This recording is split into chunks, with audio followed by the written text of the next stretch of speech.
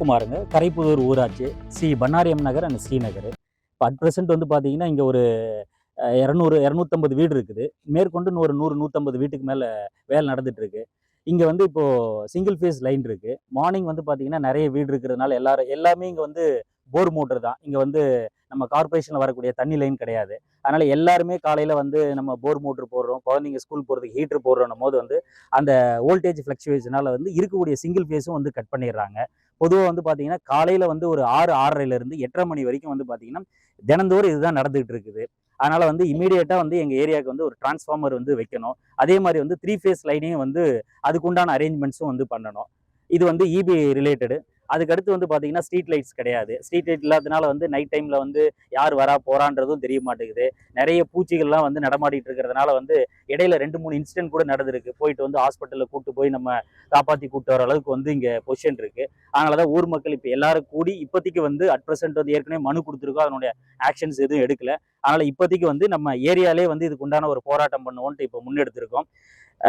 இதை பேஸ் பண்ணி அவங்க வந்து அடுத்த ஸ்டெப் எடுக்கல அப்படின்னா, இன்னும் ஒரு 1 வீக் 10 டேஸ்ல வந்து நாங்க மின் வாரியத்துல போயிட்டு வந்து போராட்டமோ, அதுக்கடுத்த கட்ட போராட்டம் மக்களோட கலந்து பேசி பண்ணணும். அந்த அளவுக்கெல்லாம் போகாம அரசாங்கம் வந்து எங்களுக்கு பண்ணி கொடுக்கும்னு நாங்க உறுதியா நம்புறோம். இதுதான் எங்களுடைய வேண்டுகோள். நாங்க ஸ்ரீநகர் பகுதியில இருந்து மக்கள் எல்லாம் இப்ப ஏன் கூடியிருக்கோம் அப்படின்னா, ஒரு மனிதனுக்கு அடிப்படை தேவை வந்து உணவு, உடை, இருப்பிடம். ஆனா அந்த உணவ செய்றதுக்கே வந்து எங்களுக்கு திருப்தி கிடைக்க மாட்டேங்குது. ஏன் அப்படின்னா, காலையில நாங்க எல்லாருமே கொஞ்சம் திருப்பூர் நகர் வந்து எவ்வளவு நம்ம நகர்ப்புறத்துல போறதுக்கு 1 மணி நேரம் ஆகும் நம்ம அவுட்டர்ல இருந்து போறதுக்கு. அதுக்கு முன்னாடியே நம்மளுடைய உணவுகள்லாம் தயார் பண்ணி செஞ்சுட்டு விரைவா போனோம். ஆனா அந்த நேரத்துல காலை நேரத்துல ஒரு 6, 7 மணியில இருந்து பாத்தீங்கன்னா, இந்த கரண்ட் கட் பண்ணிடுறாங்க. மிகுந்த வோல்டேஜ் ரொம்ப கம்மியா வருது. இதனால மன நிம்மதியே இல்லாம குடும்ப சூழலையும் உருவாகுது. எந்த வேலைக்கு நம்ம போறோமோ அந்த வேலையை திருப்திகரமா செய்ய முடியாத சூழலும் ஏற்படுது. அதனால தயவு செய்து எங்களுக்கு வந்து இந்த காலை மின்சார தடை இருக்கவே கூடாது. இரவு வேலை முடிஞ்சு நிறைய பெண்கள், ஆண்கள் யாரா இருந்தாலும் வரும் பொழுது அங்க நாய் தொந்தரவு இருக்கு. சில நேரம் அந்த கரண்ட் தெருவிளக்கு இல்லாதனால சில குழந்தைகளை விரட்டுது.